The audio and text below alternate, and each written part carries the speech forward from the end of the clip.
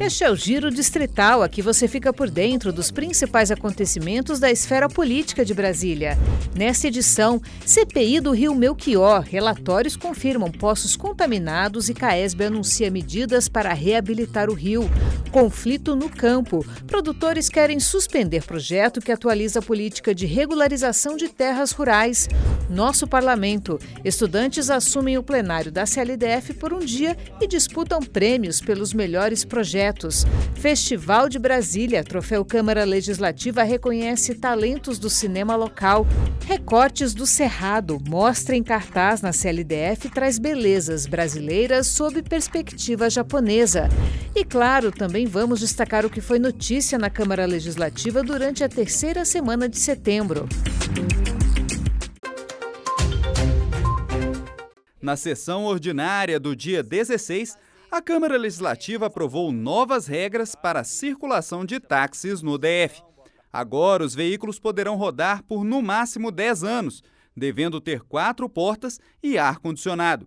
O texto aprovado pelos distritais define critérios de cor e de conforto, autoriza a utilização de carros elétricos e determina a realização de vistoria anual para carros com mais de 5 anos.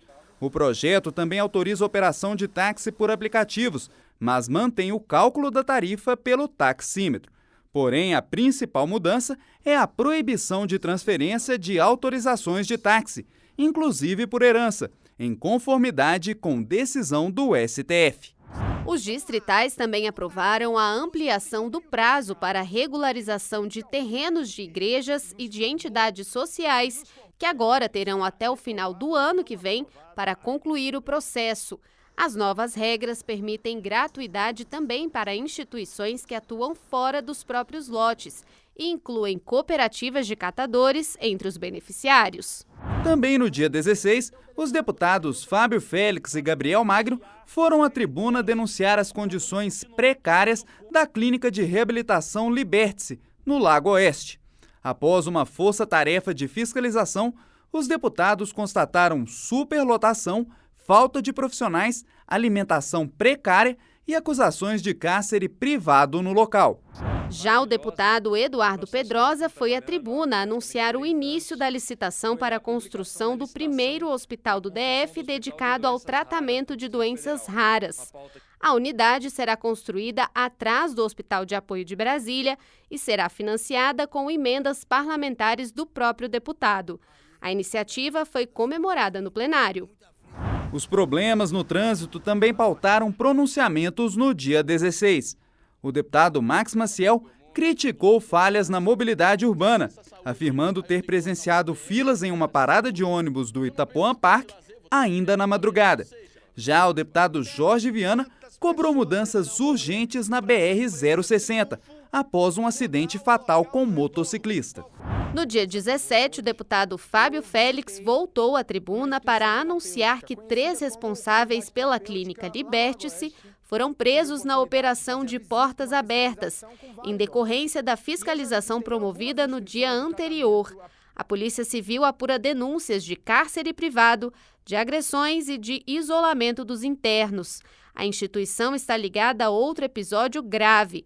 No final de agosto, um incêndio em uma unidade no Paranoá matou 5 pessoas e deixou 11 feridos. Aquilo que eu vi ali, eu nunca tinha visto na vida. O cometimento escancarado de crimes, o descumprimento de regras, o tratamento degradante, a tortura, o descaso, tudo de pior eu vi naquela instituição como defensor de direitos humanos. Na mesma sessão, o deputado distrital Chico Vigilante cobrou o cumprimento da lei que garante exames de câncer em até 30 dias, com o início do tratamento em 60 dias pelo SUS. O parlamentar criticou a falta de atendimento no DF, chamando os atrasos de sentença de morte. O distrital também pediu ação conjunta do Ministério Público, da Defensoria Pública e do Poder Judiciário para obrigar o GDF a atender os pacientes oncológicos. A semana também contou com homenagens no plenário. O desembargador Ângelo Passarelli e o presidente da SEB, Edson Garcia, receberam título de cidadão honorário de Brasília, em iniciativas dos deputados Wellington Luiz e Yolando. Mau cheiro, poluição a céu aberto e água contaminada. O rio Melchior é hoje uma espécie de cartão postal às avessas, retrato de descaso e motivo de preocupação. No último dia 18, a CPI que investiga o problema revelou ter recebido 2 relatórios que acendem novos alertas. O primeiro, da Secretaria de Saúde, confirma a contaminação de poços utilizados por famílias que vivem próximas ao rio. O segundo, da Universidade de Brasília, aponta falhas no tratamento do esgoto lançado pela Estação de Tratamento Melchior da CAESB. Diante da situação, os deputados cobraram explicações da CAESB.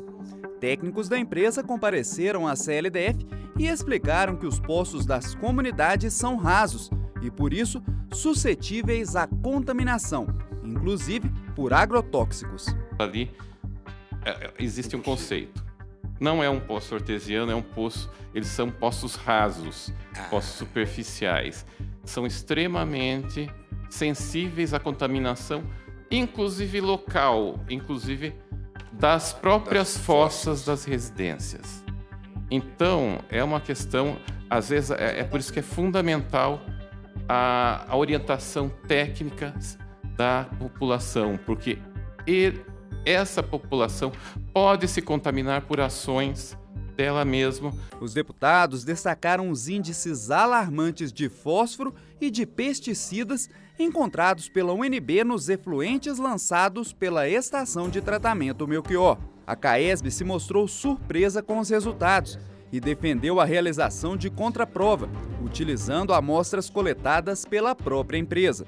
Segundo a CAESB, o tratamento atual tem limitações, mas novos investimentos devem melhorar os níveis de fósforo.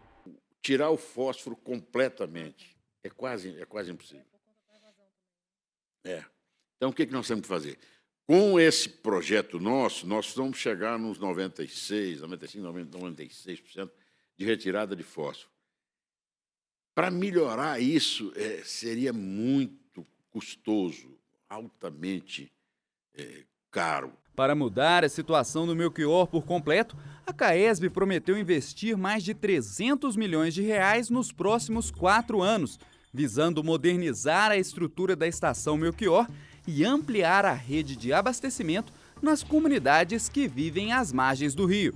Segundo a companhia, é possível fazer com que a qualidade da água, atualmente na classe 4, o pior nível previsto em lei, avance 1 ou até 2 degraus até 2029. Vamos juntos transformar Melchior em classe 3, quiçá classe 2, porque nós precisamos fazer isso. Nós estamos com obras hoje da ordem de 55 milhões de reais, melhorando o tratamento de Melchior. Isso já está acontecendo, as obras já estão acontecendo. Mas as promessas não convenceram totalmente a CPI. Ao final da oitiva, os deputados cobraram um envio de respostas mais detalhadas sobre os parâmetros do tratamento de esgoto e acerca dos planos para a preservação dos recursos hídricos da capital. Inicialmente prevista para terminar em outubro, a CPI decidiu prorrogar os trabalhos até dezembro deste ano. A ampliação das investigações será usada para uma análise aprofundada dos dados obtidos até aqui. E a gente está recebendo um volume muito grande de documentos. Semana passada nós recebemos um documento que tinha mais de 55 mil páginas e que para que a gente possa analisar, encontrar os dados que nós estamos procurando.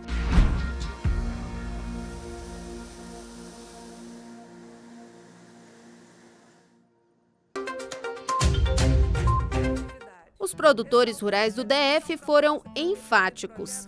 Eles querem a retirada de pauta do projeto de lei que atualiza a política de regularização de terras públicas rurais que pertencem ao DF e à Terra Cap.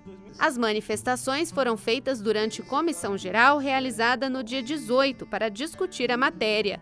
Para a categoria, a proposta representa um retrocesso na regularização das terras públicas, impactando diretamente aspectos como tempo de uso, preservação ambiental e o preço da terra.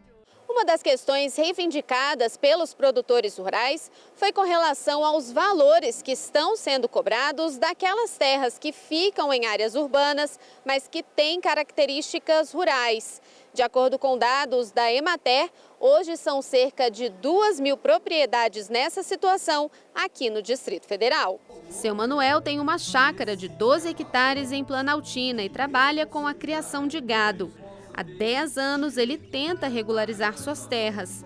Agora, com um contrato de arrendamento junto à Terracap, ele não está conseguindo pagar a taxa de ocupação, cobrada mensalmente. Ela está me cobrando aluguel da terra. Ela pôs o preço da terra de área, de lote vizinho da chácara. De 12 hectares eu estou pagando mais de 4.000 mensal. Então, como que isso impacta a produção do senhor, esses R$4.000? A chácara não tem essa produção. O presidente da Associação dos Produtores Rurais do Núcleo Rural Cana do Reino pontuou que o PL 1787 tornaria inviável a atividade rural no DF. Ela retira o direito dos produtores rurais de fazerem a adquisição da propriedade por meio de venda direta. Isso é muito ruim, porque nos tornam praticamente como inquilinos eternos do governo. E então nós não temos segurança para fazer investimentos. Como é que a gente vai atrás de capital, de investimento para investir na propriedade se não sabemos se vamos ficar lá no próximo ano? Então ela acaba que torna, se houver essa modificação na lei, ela praticamente torna inviável a atividade rural aqui. O secretário de Agricultura do DF explicou que o projeto pretende sanar vacâncias da política de regularização de terras rurais, dando agilidade ao processo. Já a definição dos valores pagos pelos produtores continuaria sob responsabilidade da Terracap. Com esse projeto de lei, nós estamos trazendo esses produtores para ter a oportunidade de ter um documento das suas propriedades, né, seja dentro da atividade rural, seja dentro da atividade ambiental. Em relação à questão de valores, caberá à Terracap, como proprietária das terras, né, fazer estabelecimento, mas já é uma orientação dentro do projeto de lei, futuramente será esmiuçada em um decreto. Segundo informações trazidas pelas entidades que participaram da Comissão Geral, no DF, alguns produtores esperam há mais de 50 anos pela regularização das propriedades. Por isso, outra questão levantada por eles foi a ancianidade, desconsiderada a partir de 2024 para descontos no valor da terra. A ancianidade é que traz a segurança para nós de ter assim, um preço mais justo. Porque, pensa bem, nós estamos nas áreas aí desde 60 e esse tempo todinho a gente está lá cuidando, não deixando os grileiros, ninguém tomar posse do que é do governo, não é nem nosso. Então, é um direito adquirido sim, e aí essa é a nossa briga. E isso vai ajudar no preço final. Autor do pedido que originou o debate, o presidente da Comissão de Produção Rural e Abastecimento assumiu o compromisso de buscar soluções para os pontos levantados. Justamente para que eles tenham voz, para que eles possam se manifestar onde está correto e onde não está. E aí o Executivo e juntamente com a Câmara Legislativa vamos buscar uma adequação e fazer com que todas as partes sejam atendidas. Imagina chegar à Câmara Legislativa e ser recebido com tapete vermelho, pois foi exatamente assim que dezenas de adolescentes viveram a experiência de se tornarem deputados por um dia, no encerramento do programa Nosso Parlamento. Muitos estiveram pela primeira vez dentro da Casa Legislativa. É a primeira vez e eu tô chocada que é muito grande, é muito bonito. Esta foi a primeira edição da iniciativa coordenada pela Escola do Legislativo da CLDF, que simula a jornada de um deputado distrital. Os estudantes de ensino médio fizeram campanhas nas escolas, receberam votos em urnas eletrônicas e até foram diplomados em sessão solene no Tribunal Regional Eleitoral. Agora, no dia 12 de setembro, assumiram a sessão legislativa, numa experiência que trouxe a política para mais perto da juventude. Passo, assim, a presidência dos trabalhos ao jovem deputado Éric de Souza Castelo Branco. Assumo a presidência dos trabalhos dessa sessão plenária do programa Nosso Parlamento. Sob a proteção de Deus, declaro abertos os trabalhos da sessão plenária da primeira legislatura do programa Nosso Parlamento da Câmara Legislativa do Distrito Federal. Esse trabalho, além de aproximar o jovem, de entender como que funciona todos os trâmites, né, vamos dizer, as burocracias que fazem para que um projeto seja aprovado e efetivamente aplicado, traz a oportunização desses jovens se desenvolverem, entenderem cidadania. Cada um dos 24 jovens deputados apresentou um projeto que fala da sua realidade, de transporte até cultura, passando por educação e meio ambiente. Ideias que mostram de onde vêm e para onde querem levar a cidade. Eu trouxe a mudança do passe estudantil, que é algo fenomenal, que já beneficia muito nós estudantes, mas que há uma falha de certa forma, né? Então eu trouxe a mudança dele para abranger mais para a cultura, para a gente poder usufruir dele na questão das férias, para a gente poder ter mais passes estudantis. O meu projeto se chama Mentes Inovadoras, que visa a melhoria da cultura do DF. Implementação de centros culturais e também da melhoria da segurança do DF, que é algo muito importante, que são a implementação de botões de pânico pela cidade. Eu trouxe como proposta a construção de novos refeitórios nas escolas, entendeu? Porque é base, a alimentação é a base para os estudantes. E num país como o Brasil, onde milhares de pessoas ainda passam fome, é uma questão essencial. No mesmo dia, teve também a entrega do prêmio A Voz da Juventude. As escolas com melhor participação nos projetos levaram juntas R$300 mil em emenda parlamentar, numa iniciativa do gabinete do deputado Joaquim Roriz Neto. Dinheiro que vai direto para fortalecer projetos dentro das próprias unidades de ensino. A palavra mais importante é pluralidade. Cada um está debatendo o que mais acredita, cada cidade sendo representada, e a gente aqui para dar palco para esses jovens que a gente espera que futuramente estejam lá com os seus nomes nas urnas para serem candidatos verdadeiramente representando a população. A proposta vencedora foi da estudante Maria Eduarda Alves, que defendeu incentivo ao esporte como ferramenta de combate à violência nas regiões administrativas do DF. E eu acredito que a criminalidade ela está muito envolvida em pessoas que não têm uma abrangência tão grande do esporte. Então, por exemplo, onde eu vivo na Ceilândia, a gente não vê tanto os espaços esportivos quanto a gente vê aqui em Brasília. Então, eu acho que esse repasse do dinheiro tem que ser mais justo, a gente tem que ter um orçamento que venha para cá, para a Ceilândia, para o Varjão, para as regiões que carecem disso. Ao todo, 21 escolas participaram da primeira edição do programa Nosso Parlamento. Foram mais de 14 mil alunos envolvidos em oficinas sobre democracia, eleições e participação popular. Uma verdadeira aula prática de cidadania, com a certeza de que a juventude já tem muito a ensinar. A juventude não é o futuro. A juventude é o agora, porque a vida das pessoas acontece no presente. Acho que os meninos hoje, essa juventude que está aqui no Parlamento, na Casa do Povo, da capital do Brasil, hoje vai mostrar que não. Eles são também o agora, têm direitos para já, imediatos, e que o poder público precisa dar atenção.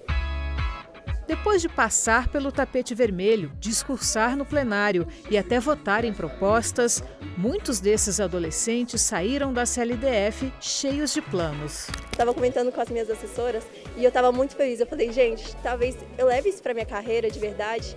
Então, pode estar abrindo muitas portas para mim também. É uma experiência incrível estar aqui. Acho que é uma oportunidade de mostrar para eles que é nosso, né?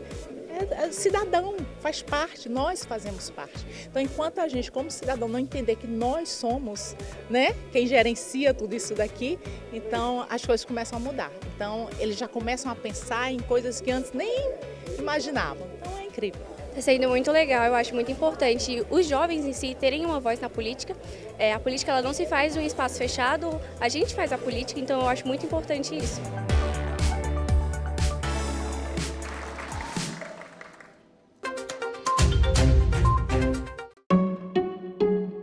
Do toque do pincel, brotam galhos retorcidos. Eles não estão sozinhos. Em plena Câmara Legislativa, flores e animais típicos do Cerrado brasileiro ganham vida em diferentes telas. Remas, carcarás e lobos-guará dividem espaço com veredas cristalinas. Tudo retratado pelo traço sutil do sumie e de outras técnicas japonesas criadas para exaltar a natureza. Esse diálogo silencioso entre Brasil e Japão dá o tom da mostra Recortes do Cerrado, em cartaz na CLDF. Um convite a enxergar as nossas belezas através do olhar estrangeiro.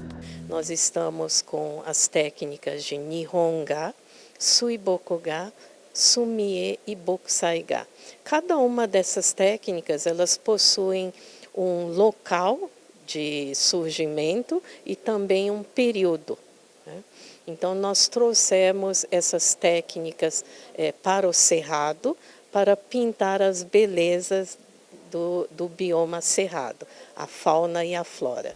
As paisagens retratadas aqui são familiares ao olhar do brasiliense.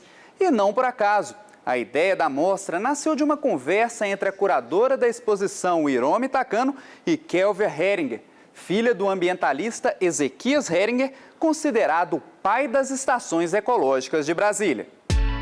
Todas as obras retratam personagens e cenários dos parques e estações concebidos por Ezequias, tão fundamentais para a preservação do meio ambiente local. As pinturas, elas surgiram a partir de uma visita, aliás, de várias visitas que realizamos nos parques e estações ecológicas aqui do Distrito Federal. Isso inclui a Estação Ecológica de Águas Emendadas, o Jardim Botânico, o Parque Nacional, né, a reserva do IBGE, da UNB.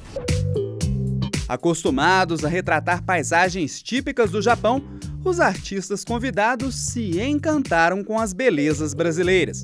Muitos só conheciam paisagens típicas da selva amazônica e nada sobre o Cerrado.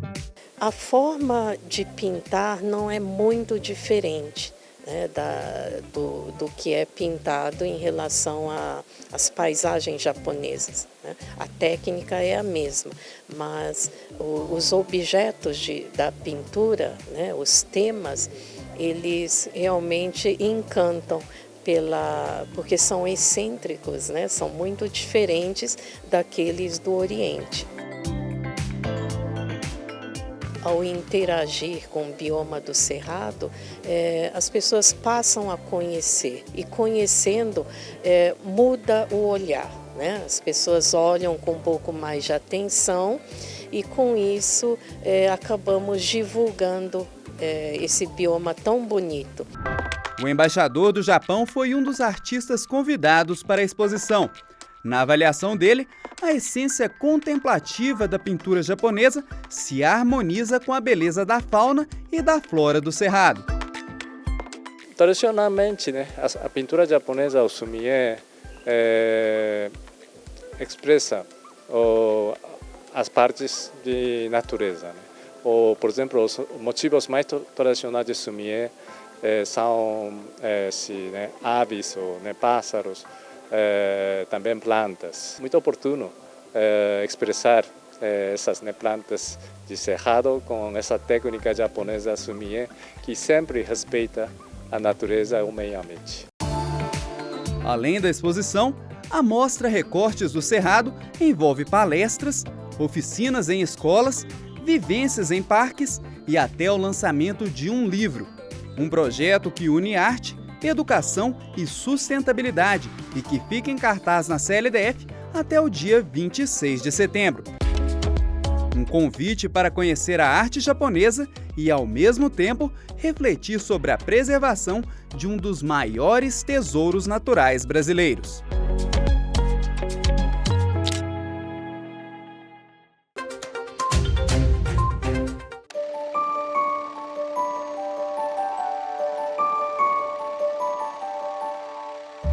O Festival de Brasília do Cinema Brasileiro, uma das principais mostras do audiovisual do país, chegou à sua edição de número 58.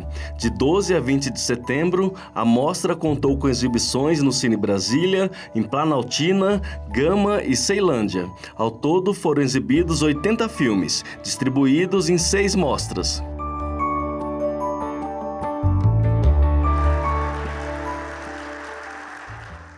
Mais uma vez, a Câmara Legislativa entrou em cena no Festival do Cinema Brasileiro, com uma premiação dedicada à produção local, uma parceria de quase 3 décadas que valoriza o cinema brasiliense. Entre mais de 100 produções inscritas, 16 filmes foram selecionados para concorrer ao troféu Câmara Legislativa, criado pela CLDF para impulsionar a produção cinematográfica da capital. Neste ano, são R$ 298 mil em disputa, valor que será dividido entre o melhor longa e o melhor curta-metragem, e também entre os vencedores das categorias técnicas. Os filmes em competição foram analisados por um júri formado por especialistas do audiovisual, do DF e de outros estados. Atriz, diretora e pesquisadora da área, Alice detalha os critérios utilizados para a escolha dos vencedores. Claro que a gente trabalha com os critérios mais técnicos, né, de perceber ali o que está realmente funcionando, né, na eficácia, especialmente nos quesitos mais técnicos. Mas é mais do que técnica, né, nesses casos. É também sobre atravessamento, sobre os afetos que determinados filmes movem na gente, seja porque tocam em temas importantes e que estão aí, né, enfim, numa relevância de discussão da atualidade, movendo os nossos sentimentos. Então, acho que cada filme entrega para a gente algumas características que movem questões, né? Um concorrente é o curta O Fazedor de Mirantes, dirigido por Betânia Victor e Lucas Franzoni. A obra revela a história da exploração do garimpo de cristal na década de 1940 no povoado de São Jorge, em Goiás. Meu filme fala um pouco da história da vila de São Jorge, que tinha a comunidade de garimpeiros, e com a criação do Parque Nacional da Chapada dos Veadeiros, extinguiu o garimpo e a partir daí começou a visitação no parque e a vila foi se desenvolvendo até chegar ao que a gente conhece hoje, que é uma vila aconchegante, né, que recebe milhares de turistas por ano. Já o documentário Maré Viva, Maré Morta, da diretora Cláudia Daibert, conta a história de duas mulheres que cuidam de unidades de conservação marinhas. O Festival de Cinema, ele foi fundamental para a minha formação, não só como cineasta, né, mas como pessoa, né? Então eu venho para o festival desde que eu sou adolescente. Não haveria um lugar melhor para o filme estar nascendo, né? Que a nossa estreia acontece hoje aqui. É bom demais, estou feliz demais. E ainda de ser a Mostra Brasília, né? Que é a mostra dos talentos da cidade. Para cineastas, o prêmio é um importante estímulo para o audiovisual brasiliense. Olha, só tenho elogios para a Mostra Brasília, viu?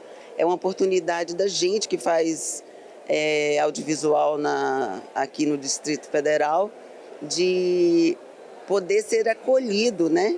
Dentro de um festival e ter a possibilidade de exibir o filme numa tela maravilhosa, num cinema maravilhoso. Numa mostra paralela, né? Sendo de Brasília, é excepcional. O prêmio da Câmara Legislativa, ele é fundamental para que o cinema daqui continue acontecendo também, porque a gente tem essa mostra específica para a gente e a gente poder ser premiado financeiramente, né, é um baita estímulo, né, para todos os cineastas, os mais antigos, os jovens. Eu espero que esse prêmio se perdure para todo sempre, em todos os festivais. A parceria da Câmara Legislativa com o festival começou em 1996 e desde então contribui para o fomento do cinema local.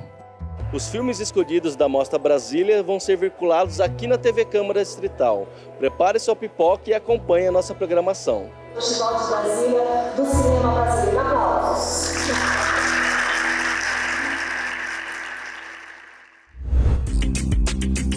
E não se esqueça, para outras informações sobre os trabalhos da Câmara Legislativa, acesse o portal de notícias da Casa.